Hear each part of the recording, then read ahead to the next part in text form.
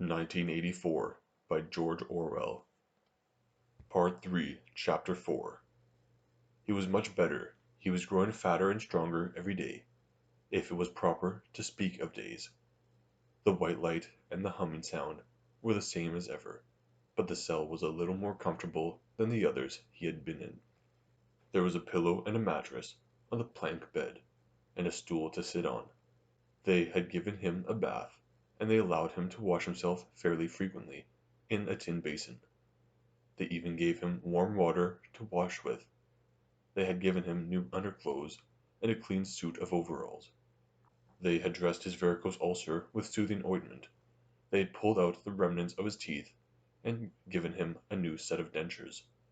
Weeks or months must have passed. It would have been possible now to keep count of the passage of time, if he had felt any interest in doing so, since he was being fed at what appeared to be regular intervals.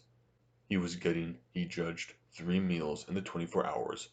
Sometimes he wondered dimly whether he was getting them by night or by day. The food was surprisingly good, with meat at every third meal. Once there was even a packet of cigarettes. He had no matches, but the never-speaking guard who brought his food would give him a light. The first time he tried to smoke it made him sick, but he persevered and spun the packet out for a long time, smoking half a cigarette after each meal. They had given him a white slate with a stump of pencil tied to the corner. At first he made no use of it. Even when he was awake he was completely torpid. Often he would lie from one meal to the next, almost without stirring, sometimes asleep, sometimes awake, into vague reveries in which it was too much trouble to open his eyes. He had long grown used to sleeping with a strong light on his face. It seemed to make no difference except that one's dreams were more coherent. He dreamed a great deal all through this time, and they were always happy dreams. He was in the golden country, or he was sitting among enormous, glorious, sunlit ruins, with his mother, with Julia, with O'Brien, not doing anything, merely sitting in the sun, talking of peaceful things. Such thoughts as he had when he was awake were mostly about his dreams. He seemed to have lost the power of intellectual effort, now that the stimulus of pain had been removed. He was not bored, he had no desire for conversation or distraction, merely to be alone, not to be beaten or questioned, to have enough to eat, and to be clean all over, was completely satisfying. By degrees he came to spend less time in sleep, but he still felt no impulse to get off the bed. All he cared for was to lie quiet and feel the strength gathering in his body. He would finger himself here and there, trying to make sure that it was not an illusion that his muscles were growing rounder and his skin tauter. Finally it was established beyond a doubt that he was growing fatter. His thighs were now definitely thicker than his knees. After that, reluctantly, at first he began exercising himself regularly. In a little while he could walk 3 kilometers, measured by pacing the cell, and his bowed shoulders were growing straighter. He attempted more elaborate exercises, and was astonished and humiliated to find what things he could not do. He could not move out of a walk. He could not hold his stool out at arm's length. He could not stand on one leg without falling over. He squatted down on his heels, and found that with agonizing pains in thigh and calf, he could just lift himself to a standing position. He lay flat on his belly, and tried to lift his weight by his hands. It was hopeless. He could not raise himself a centimeter.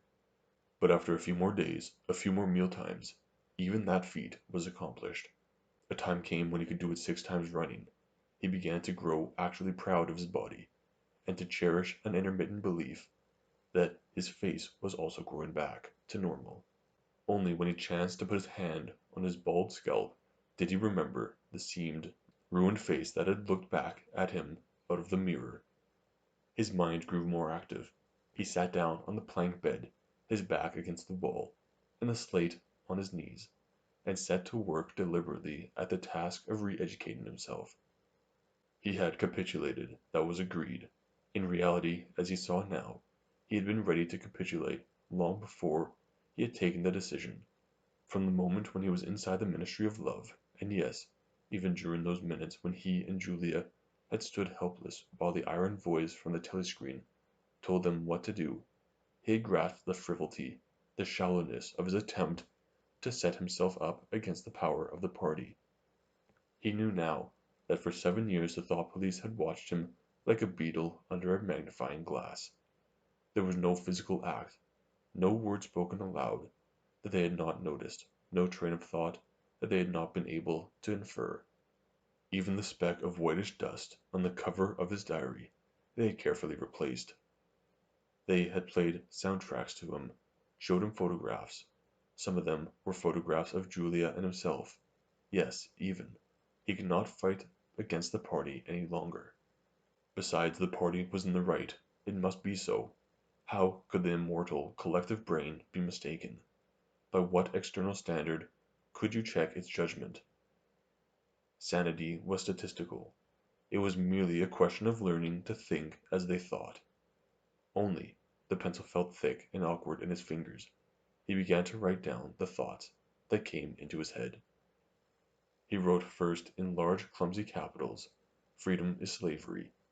Then, almost without pause, he wrote beneath it, "2 and 2 make 5." But then there came a sort of check. His mind, as though shying away from something, seemed unable to concentrate. He knew that he knew what came next, but for the moment he could not recall it. When he did recall it, it was only by consciously reasoning out what it must be. It did not come of its own accord. He wrote, "God is power." He accepted everything. The past was alterable.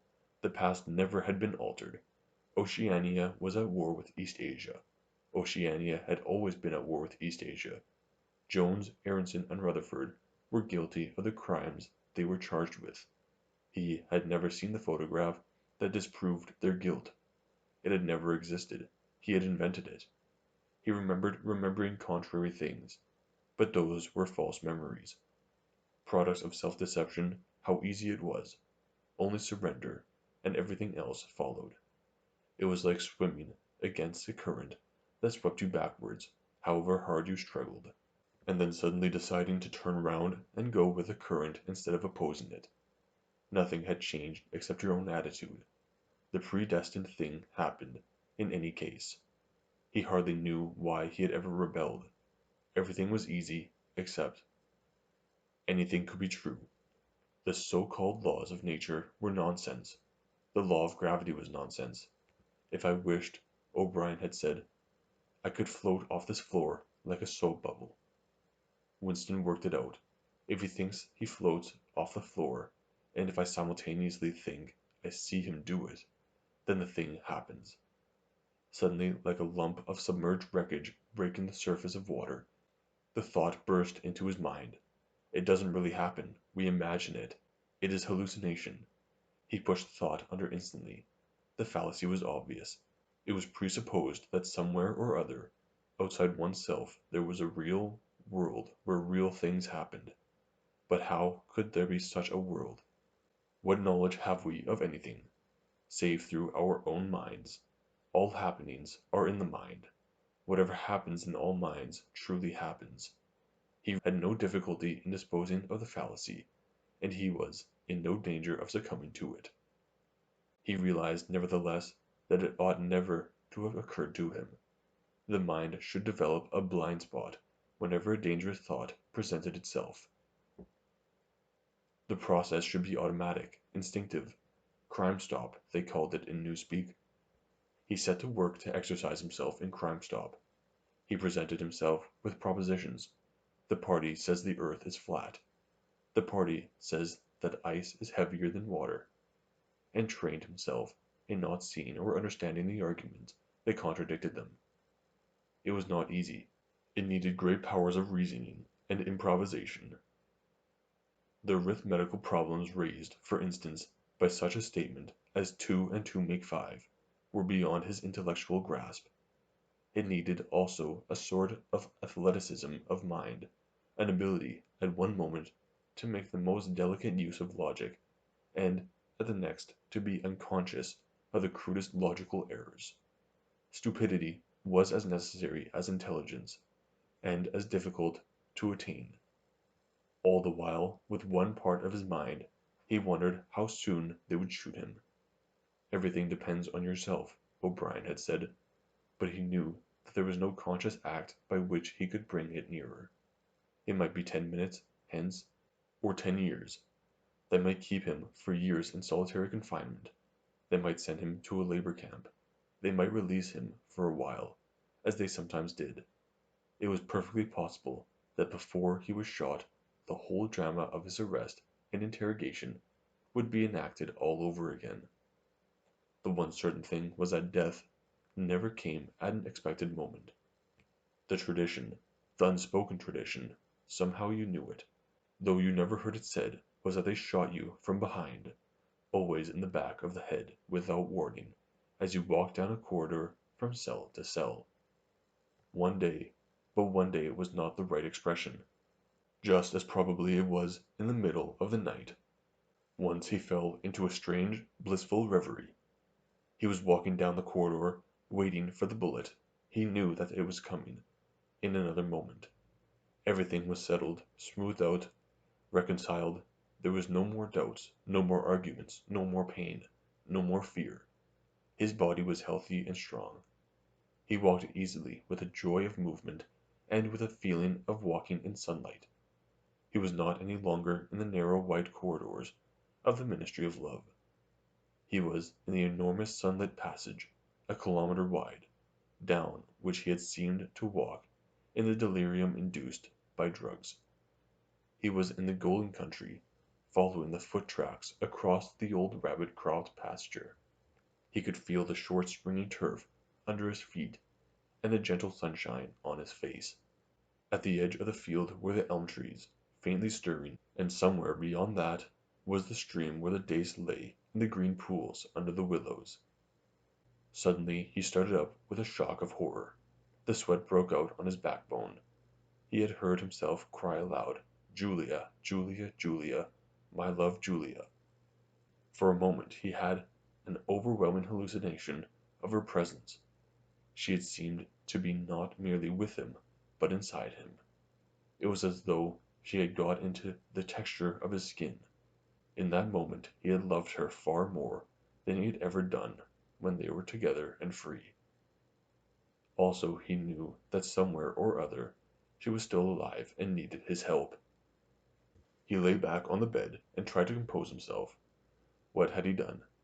How many years had he added to his servitude by that moment of weakness? In another moment he would hear the tramp of boots outside. They could not let such an outburst go unpunished. They would know now, if they had not known before, that he was breaking the agreement he had made with them. He obeyed the party, but he still hated the party. In the old days he had hidden the heretical mind beneath an appearance of conformity. Now he had retreated a step further. In the mind he had surrendered, but he had hoped to keep the inner heart inviolate. He knew that he was in the wrong, but he preferred to be in the wrong. They would understand that. O'Brien would understand that. It was all confessed in that single foolish cry. He would have to start all over. It might take years. He ran a hand over his face, tried to familiarize himself with the new shape. There were deep furrows in the cheeks, the cheekbones felt sharp, the nose flattened. Besides, since last seeing himself in the glass, he had been given a complete new set of teeth. It was not easy to preserve inscrutability when you did not know what your face looked like. In any case, mere control of the features was not enough. For the first time he perceived that if you want to keep a secret, you must also hide it from yourself. You must know all the while that it is there, but until it is needed, you must never let it emerge into your consciousness in any shape that could be given a name. From now onwards he must not only think right, he must feel right, dream right, and all the while he must keep his hatred locked up inside him like a ball of matter, which was part of himself and yet unconnected with the rest of him, a kind of cyst. One day they would decide to shoot him. You could not tell when it would happen, but a few seconds beforehand it should be possible to guess. It was always from behind, walking down a corridor. 10 seconds would be enough. In that time the world inside him could turn over, and then suddenly, without a word uttered, without a check in his step, without the changing of a line in his face, suddenly the camouflage would be down, and bang would go the batteries of his hatred. Hatred would fill him like an enormous roaring flame, and almost in the same instant bang would go the bullet, too late or too early. They would have blown his brain to pieces before they could reclaim it. The heretical thought would be unpunished, unrepented, out of their reach forever. They would have blown a hole in their own perfection. To die hating them, that was freedom. He shut his eyes. It was more difficult than accepting an intellectual discipline. It was a question of degrading himself, mutilating himself. He had got to plunge into the filthiest of filth. What was most horrible, sickening of all, he thought of Big Brother, the enormous face. Because of constantly seeing it on posters, he always thought of it as being a meter wide, with its heavy, black mustache, and the eyes that followed you to and fro, seemed to float into his mind of its own accord. What were his true feelings toward Big Brother? There was a heavy tramp of boots in the passage. The steel door swung open with a clang. O'Brien walked into the cell. Behind him were the waxen-faced officer and a black-uniformed guards. "Get up," said O'Brien. "Come here." Winston stood opposite him. O'Brien took Winston's shoulders between his strong hands and looked at him closely. "You have had thoughts of deceiving me," he said. "That was stupid. Stand up straighter. Look me in the face." He paused, and went on, in a gentler tone. "You are improving. Intellectually, there is very little wrong with you. It is only emotionally that you have failed to make progress. Tell me, Winston, and remember, no lies. You know that I am always able to detect a lie. Tell me, what are your true feelings toward Big Brother?" "I hate him." "You hate him? Good. Then the time has come for you to take the last step. You must love Big Brother. It is not enough to obey him, you must love him." He released Winston with a little push toward the guards. "Room 101," he said.